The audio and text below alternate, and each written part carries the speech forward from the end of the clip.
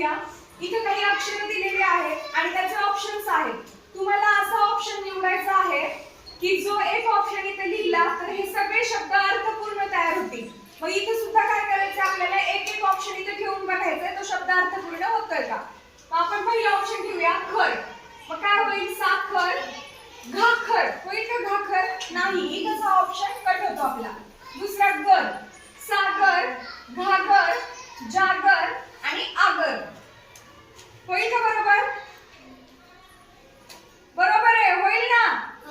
म्हणजे पर्याय क्रमांक 2 हे झालं तुमचं बरोबर उत्तर. इथे येईल गर हा ऑप्शन बघा. सागर घागर जागर आणि आगर. समजलं का. आता आपण पुढचा शब्द कोड बघूया. बघा इथं असं अक्षर इथं असं कोड दिलेलं आहे ळ मीठ आणि ल वड. मग तुम्हाला काय करायचंय ह्या अक्षरांमधलं एक कॉमन अक्षर असणार आहे बघा. उभ्या आणि आडव्या शब्दामध्ये ह्याच्यातलं एक कॉमन अक्षर लिहिलं की तुमचा अर्थपूर्ण शब्द बनणार आहे. तिथं पण एक अक्षर ठेवून बघायचंय. मग आता इथे काय ठेवूया आपण पहिला ऑप्शन ठेवूया का. काय होईल शब्द काळवीट. उभा शब्द काय झाला काळवीट आणि आडवा शब्द काय झाला कालवड.